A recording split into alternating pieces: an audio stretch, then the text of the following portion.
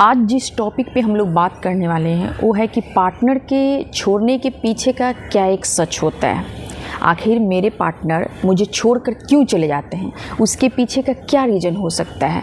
तो मैं आज 3 रीज़न के बारे में बात करूंगी। पहला रीज़न तो ये हो गया कि वहाँ पे क्या होता है ना कि जब आप रिलेशनशिप में होते हो तो एक दूसरे के साथ एक सामंजस्यता नहीं बैठ पाता है। इसके वजह से आपके पार्टनर हो सकता है कि आपसे अलगाव ले लेते हैं, दूरी बना लेते हैं या फिर आपको छोड़कर चले जाते हैं। दूसरा रीज़न जो देखने को मिलता है कि जब आप रिलेशनशिप में होते हो तो आपके पार्टनर आपके साथ एक टॉक्सिसिटी बिहेव करते हैं। इसके वजह से क्या होता है ना कि आपके रिलेशनशिप में डिस्टेंस आना स्टार्ट हो जाता है। तीसरी चीज़ें जो देखने को मिलती है कि कभी कभी क्या होता है ना कि एक्स्ट्रा अफेयर हो जाता है, या फिर आप कपल्स हो या फिर आप मैरिज लाइफ में हो तो वहाँ पे आपको या तो एक्स्ट्रा मैरिटल अफेयर देखने को मिलेगा या फिर वहाँ पे आपको क्या है ना कि आपके पार्टनर आपके साथ भी रह रहे हैं और किसी और के साथ भी रिलेशनशिप डेवलप करने लगते हैं या फिर रिलेशनशिप में रहते हैं। तो मेरे ख्याल से ये 3 रीज़न हो सकता है कि इसके वजह से आपके पार्टनर आपको छोड़कर चले जाते हैं या फिर आप अपने पार्टनर से दूरी बना लेते हो। तो फ्रेंड्स, मैं एक एक करके सारे को एक्सप्लेन करूंगी और इसके लिए आपको क्या है ना कि चैनल पे बने रहना है। और मैं वैसे लोगों से कहना चाहती हूँ कि जो लोग नए जुड़ रहे हैं, अभी तक चैनल को सब्सक्राइब नहीं किए तो एक बार सब्सक्राइब जरूर कर लीजिएगा। आइए फ्रेंड्स, वीडियो को स्टार्ट करते हैं। तो पहला रीज़न जो मैं आपको बताई थी कि आपके पार्टनर के साथ एक सामंजस्यता का न बैठना। कहने का यहाँ क्या मतलब है, यहाँ पे या फिर आप मैरिज से पहले किसी के साथ अफेयर में हो या फिर आप मैरिज के बाद, दोनों ही सिचुएशन पे मैं इस वीडियो पे बात करूँगी। तो इसमें क्या है ना कि आपके पार्टनर के साथ सामंजस्यता न बैठना का मतलब ये है कि आपका जो एक सोचने का तरीका है ना थोड़ा सा अलग टाइप का है, आपके पार्टनर का सोचने का तरीका थोड़ा अलग टाइप का है। उसमें क्या होता है ना कि एक दूसरे को इंसान अंडरस्टैंड नहीं कर पाता है ना। कभी कभी क्या होता है कि ऐसे सिचुएशन में एक मिसअंडरस्टैंडिंग भी बहुत ही तेज़ी से क्रिएट होता है और कहीं ना कहीं जाकर जो एक मिसअंडरस्टैंडिंग क्रिएट होता है उसकी वजह से हमारा रिश्ता क्या होता है ना एक तनावपूर्ण होना स्टार्ट हो जाता है, उसमें डिस्टेंस बनना स्टार्ट हो जाता है और आगे चलकर आपके पार्टनर आपको या तो छोड़ देते हैं या फिर आप अपने पार्टनर को वहाँ पे छोड़ देते हो। दूसरी चीज़ें जो मैं आपको बताई कि एक टॉक्सिसिटी बिहेव का होना, जैसे कभी कभी क्या होता है ना कि एक बहुत ही अच्छा रिश्ता होने के बावजूद भी हमारे पार्टनर की तरफ से या तो हम पे शक किया जाना होता है या फिर हमें फॉर ग्रांटेड ले लेना या फिर मेरे पार्टनर के द्वारा एक डिसरिस्पेक्ट करना स्टार्ट कर दिया जाता है, या फिर ऐसा होता है ना कि हमारे पार्टनर जो होते हैं उनको हमारे साथ उठना बैठना बात करना अच्छा नहीं लगता है।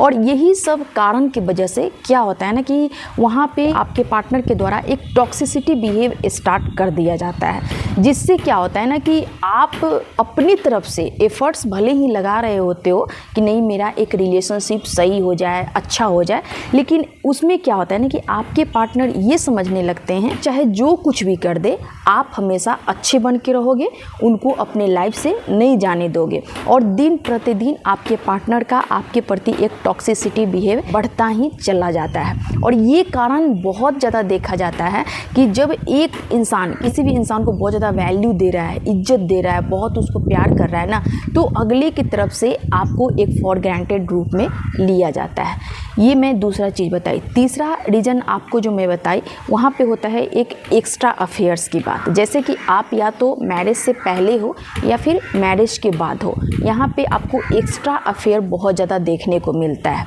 क्या होता है ना कि आप भले ही किसी के साथ मैरिज में नहीं हो, कमिटेड हो, है ना, कि हमको आपके साथ ही अपने जीवन को आगे बढ़ाना है और इसके लिए क्या है ना कि आप पूरी तरह से एकदम फेयर रहते हो, है ना, पूरी तरह से एकदम रियल रहते हो अपने पार्टनर के साथ। लेकिन उसके बावजूद भी कभी कभी देखा गया है कि आपके पार्टनर आपको छोड़ के किसी और के साथ अफेयर में चले जाते हैं। और आजकल तो ऐसा भी देखा जा रहा है वहाँ पे एक सोशल मीडिया के माध्यम से भी इंसान अपना अफेयर स्टार्ट कर देता है। बहुत सारे ऐसे साइट है जहाँ पे जाके एक चैट के माध्यम से फ्रेंडशिप को बना लेना, है ना, उससे बातें करना, अपने पार्टनर को इग्नोर करना, ये चीज़ें भी बहुत ज़्यादा आजकल देखा जा रहा है। तो कहीं ना कहीं ये एक एक्स्ट्रा अफेयर ही होता है।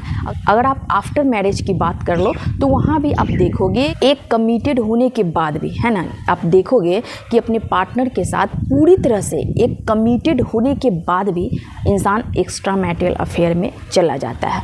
और ये जो होता है ना, मेरे ख्याल से आजकल ये बहुत ज़्यादा विष का काम करता है, कि जहर होता है। जब क्या होता है ना कि एक्स्ट्रा मैरिटल अफेयर में इंसान जब फंस जाता है ना, तो अपने पार्टनर को देखना तक भी पसंद नहीं करता है। उसको ये लगता है ना कि ये इंसान मेरे लिए सबसे बड़ा दुश्मन हो चुका है। एकदम उससे ऐसे उसका मुंह भंग होता है ना, जैसे कि वो एक बहुत ही कूड़ा और कचरा के समान है। और इस तरह से आपके पार्टनर क्या होते हैं कि एक एक्स्ट्रा मैरिटल अफेयर में फंस जाते हैं और अपना हर वक्त, हर टाइम, हर चीज़ों से उसके साथ ही अवेलेबल होना स्टार्ट कर देते हैं।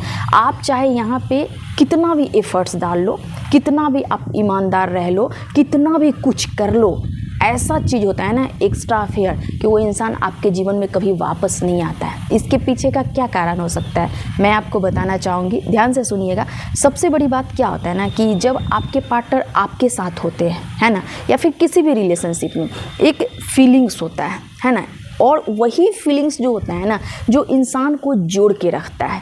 लेकिन आपके पार्टनर जब एक्स्ट्रा अफेयर में जाते हैं ना, तो वो फीलिंग्स दूसरे के साथ जुड़ जाता है, आपके साथ वो फीलिंग्स नहीं रह जाता है। और इसी कारण से अगला इंसान यानी कि आपके पार्टनर आपको देखना तक भी पसंद नहीं करते हैं। और ये सच्चाई है ना, ये एकदम रियल सच्चाई है। जितना जल्दी हो सके आप एक्सेप्ट करो। तो ये 3 रीज़न जो मैं आपको बताई हूँ कि पार्टनर के छोड़ के पीछे जाने का सबसे बड़ा रीज़न है ना, सबसे बड़ा गहरा सच है।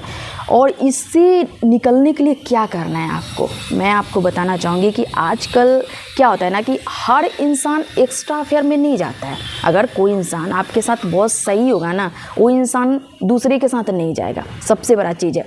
दूसरा चीज़, कोई भी इंसान आपके साथ टॉक्सिक नहीं हो सकता है। अगर सच में आपको प्रेम कर रहा है ना, कोई सच में आपके साथ रिलेशन में रहना चाह रहा है ना, वो आपके साथ टॉक्सिक नहीं होगा, बल्कि निभाने की कोशिश करेगा। और तीसरा चीज़ जो मैं एक सामंजस्यता वाली बात आपको बताई हूँ, तो रिलेशनशिप में क्या होता है ना कि थोड़ा बहुत ऊंच नीच होते रहता है ना, ऐसा नहीं है।